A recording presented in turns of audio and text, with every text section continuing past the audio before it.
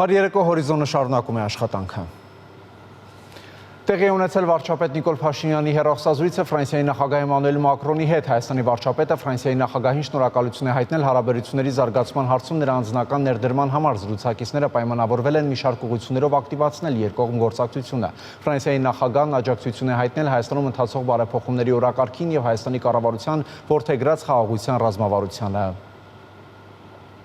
Ես շատ լավ հեռախոսազրույց եմ ունեցել Հայաստանի վարչապետ Նիկոլ Փաշինյանի հետ, այդ մասին X-ի իր միկրոբլոգում գրել է Ֆրանսիայի նախագահ Էմանուել Մակրոնը։ Ես նրան փոխանցել եմ Ֆրանսիայի համերաշխությունը ընդդեմ հայկական ժողովրդավարությունը ապակայունացնելու փորձերի։ Ես նաև վերահաստատել եմ մեր աջակցությունը Ադրբեջանի հետ խաղաղություն հաստատելու եւ Թուրքիայի հետ հարաբերությունները կարգավորելու ուղղությամբ նրա խիզախ ջանքերին։ Խաղաղությունը եւ բաց սահմաններն ամբողջ տարածաշրջանի համար կդառնան կարևոր զարգացում եւ օրինակ այլոց համար, նշել է նա։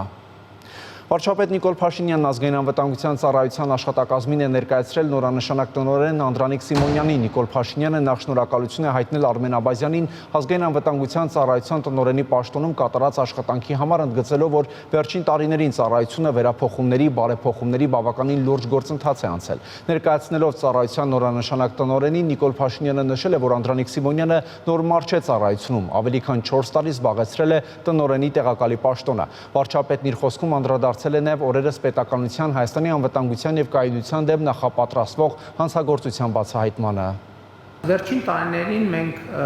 սկսել ենք աշխատել եւ ավելի լուրջ պետք է աշխատենք մի նոր, ոչ թե նոր, այլ թարմացված ինստիտուտի, ազդեցության գործակալների ինստիտուտի վրա, որտեղ չնայած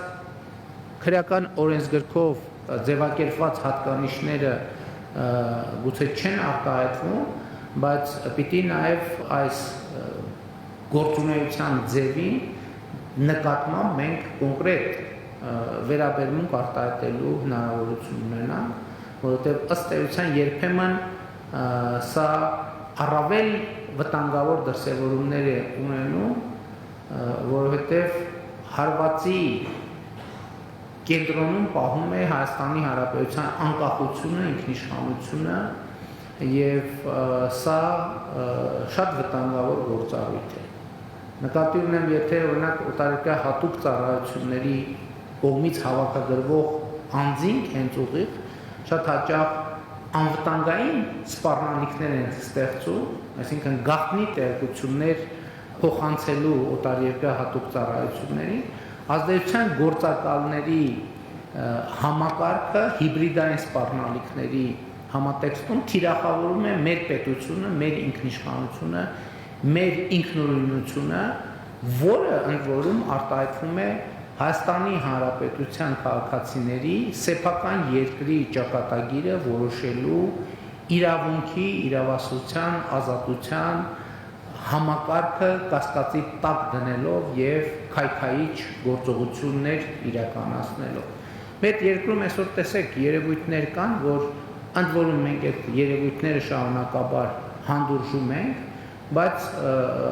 աշխարհի ուրիշ ոչ մի երկրում նման բան չի հանդուրժվի։ Ասենք օրինակ Հայաստանի Հանրապետության քաղաքացիություն չունեցող անձինք Հայաստանի Հանրապետությունում կարող են քաղաքական գործունեություն ծավալել։ Ընդ որում ամենառադիկալ հայացքներ արտահայտելով։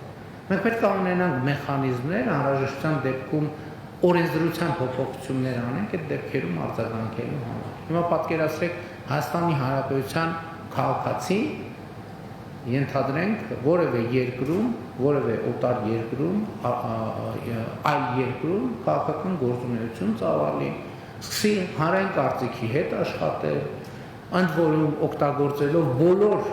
հնարավոր գործիքները, թույլատրելի եւ անթույլատրելի մեթոդները, թույլատրելի եւ անթույլատրելի բառապաշար, դա ոչ, այսինքն չկա տես նախադեպ ընդհանրապես։ Ոչ մի երկրում ուղղակի չի կարող այդպիսի բան լինել եւ բնել։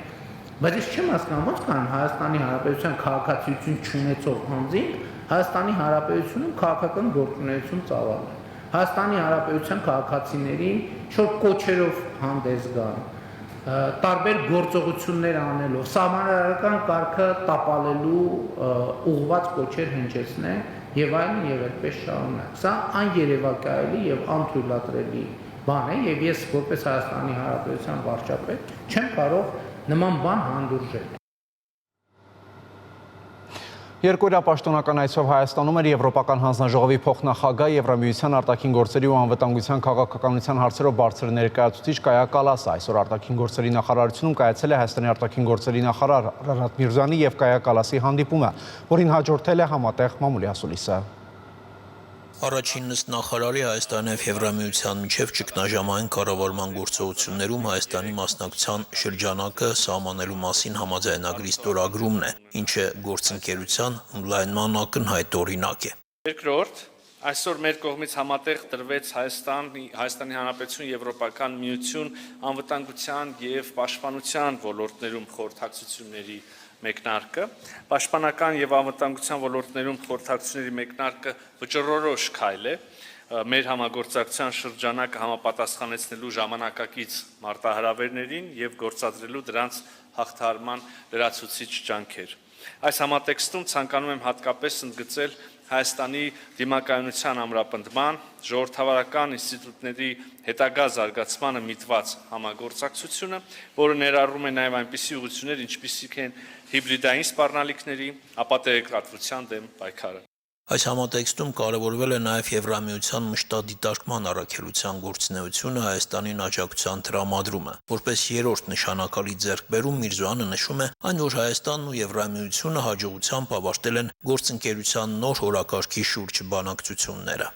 Սա հավակնոտ փաստաթուղթ է, որը համագործակցության նոր ուղղություններով է համալրելու եւ առավել խորացնելու է Հայաստան-Եվրոպական միություն եւ երկկողմ օրակարգը, միաժամանակ խթանելով նաև Հայաստանի և ԵՄ միջև համապարփակ և ընդլայնված գործընկերության համաձայնագրի արդյունավետ կիրարկումը։ Այսպիսով, այսօր մենք վստահությամբ արձանագրում ենք, որ Հայաստան-Եվրոպական միություն հարաբերությունները երբեք այսքան ընդգրկուն և սերտ չեն եղել։ Նման կերպ է բնորոշում Հայաստան-Եվրամիություն հարաբերությունները նաև Եվրոպական հանձնաժողովի փոխնախագահը Կայա Կալասը ընդգծում է, որ Հայաստանում է հստակ ուղերձով։ Եվրամիությունը եւ Հայաստանը երբեք այսքան մերձ չեն եղել, որքան հիմա։ Վերջին շրջանում դուք ընդունել եք օրենք Եվրամիությանը անդամակցելու գործընթացի մեկնարկի վերաբերյալ, եւ մենք պատրաստ ենք խորացնելու մեր գործընկերությունը։ Այսօր հաճույքով հայտարարում եմ բանակցող կողմերի միջև քաղաքական համաձայնության մասին, որը սահմանում է մեր առաջնահերթությունները տնտեսության զարգացման եւ անվտանգության ու դիմակայունության ոլորտներում։ Եվրամիությունը այս նպատակին տրամադրում է 270 միլիոն եվրո 2024-ից 2027 թվականների համար։ Կայա Կալասի խոսքերով քննարկվել են նաև Հայաստան-Ադրբեջան հարաբերությունները։ Եվրամիությունը աջակցում է կարգավորման գործընթացին հիմք ընդունելով ինքնիշխանության, տարածքային ամբողջականության եւ տարածքների անխախտելիության սկզբունքները, որոնց այլընտրանք չկա։ Եվրոպական միությունը շարունակելու է աջակցել Հայաստանի դիմակայունությանն ու ժողովրդավարությանը։ Այսպես է ավարտում ներածական խոսքը Եվրահանձնաժողովի փոխնախագահ այնուհետ Միրզոյանն ու Կալասը պատասխանում են լրագրողների հարցերին։ Արդյոք խաղաղության պայմանագրի շուտապույտ ստորագրման հարցը բարձրաձայնվել է Կայա Կալասի նաև Բաքու այցի ժամանակ։ Միանշանակ է, որ ողջևորված ենք Հայաստանի եւ Ադրբեջանի միջև կարգավորման գործընթացով եւ իհարկե կցանկանանք տեսնել այս գործընթացի ամփոփումը որքան հնարավոր է շուտ։ Այո, ես իմ Բաքու այցի շրջանակներում անդրադարձել եմ այս հարցին։ Արարատ Միրզոյանին էլ հարց է ուղղվում Հայաստանում տիրող իրավիճակի, մասնավորապես եկեղեցի իշխանություններ հարաբերությունների վերաբերյալ Ռուսաստանի Դաշնության արտգործնախարարի հայտարարության մասին։ Լավրովն ասել էր, որ Հայաստանում տիրող իրավիճակը երկրի ներքին գործն է, սակայն եկեղեցու վրա հարձակումները մտահոգություն են առաջացնում։ Պարոն Լավրովի տեղեկատվությունը ճիշտ չէ եւ ամբողջական չէ։ Ես եթե չեմ սխալվում, պարոն Լավրովը օգտագործել էր իշխանությունների պայքար եկեղեցու դեմ ձևակերպումը, կրկին պարոն Լավրովի տեղեկատվությունը բոլորովին չի համապատասխանում իրականությանը, Հայաստանում չկա իշխանությունների պայքար եկեղեցու դեմ, այն ինչ նկատի ունի պարոն Լավրովը, հավանաբար վերաբերում է եկեղեցական մի քանի գործիչների կողմից Հայաստանի Հանրապետության քաղաքականությանը ուրեմն խառնվելու, քաղաքական գործընթացներին մասնակցելու, պարոն Լավրովը ավելի լավ է չխառնվի Հայաստանի Հանրապետության ներքին գործերին եւ ներքին քաղաքականությանը։ Կուզեի օգտվել առիթից եւ նույն կոչը անել նաեւ պարոն Լավրովի ռուսական խորհրդարանական գործընկերներին, մեդիա գործընկերներին, Ես կարծում եմ, որ Ռուսաստանի Դաշնության եւ պաշտոնյաները, եւ խորհրդարանականները, եւ մեդիա փորձագետները պետք է մեծ հարգանքով վերաբերվեն Հայաստանի Հանրապետության ինքնիշխանությանը։ Հարց է հնչում Միրզոյանին նաև խաղաղության պայմանագրի վերաբերյալ։ Տեքստի շուրջ համաձայնության գալուց անցել է մոտ 4 ամիս։ Պաշտոնյաներն ասում են, որ շփումները շարունակվում են Ադրբեջանի հետ։ Ադրբեջանն էլ նոր նախապայմաններ է առաջ քաշում։ Օրինակ ԵԱՀԿ Մինսկի խմբի լուծարումը, Հայաստանի սահմանադրության փոփոխությունը։ Արդյոք այդ նոր նախապայմանների մասին են այդ շփումները եւ ընդհանրապես ինչ փուլում է գործընթացը։ Մեկ անգամ չէ որ հայտարարել ենք, որ Մինսկի խմբի լուծարման օրակարգը մեզ համար ընդունելի է, միաժամանակ հասկանալով, որ խաղաղությունը, որը հաստատվում է, պետք է լինի ինստիտուցիոնալ կերպով։ Մենք դա տեսնում ենք խաղաղության պայմանագրի ստորագրմամբ։ Ինչ վերաբերում է երկրորդ հարցին, սահմանադրական փոփոխություններին,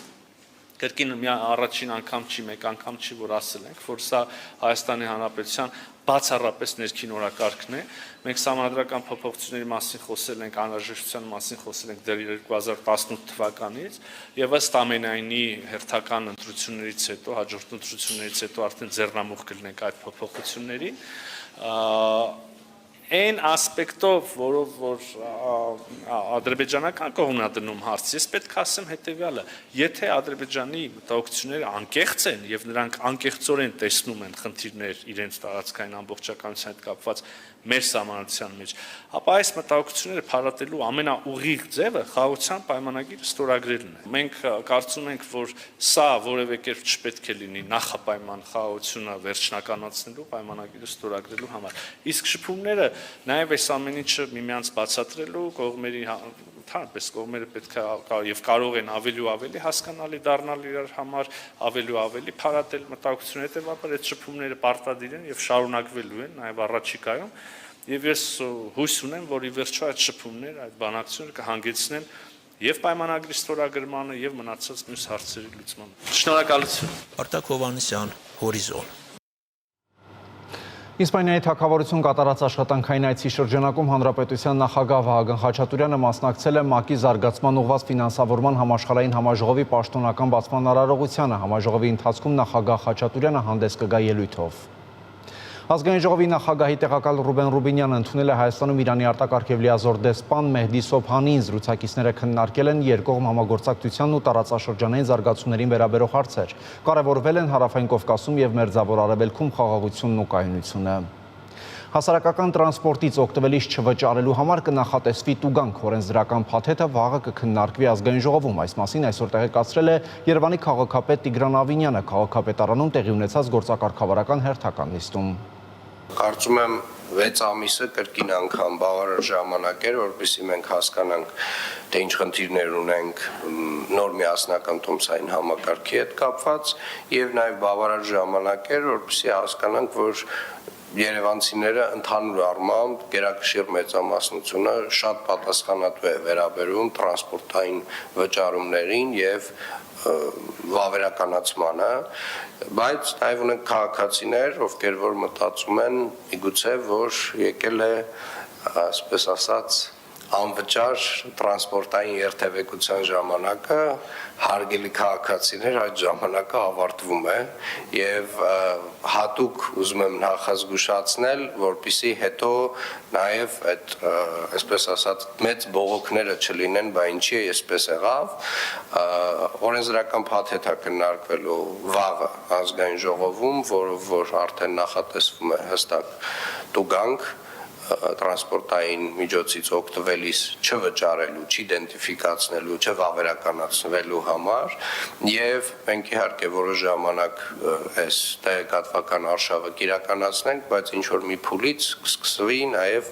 տուգանվելը, կսկսվեն նաեւ տուգանվել այն մարդիկ, ովքեր որ չեն վճարում տրանսպորտից օգտվելու համար։ Այսքանը կհանդիպենք ժամը 22-ին առայժմ։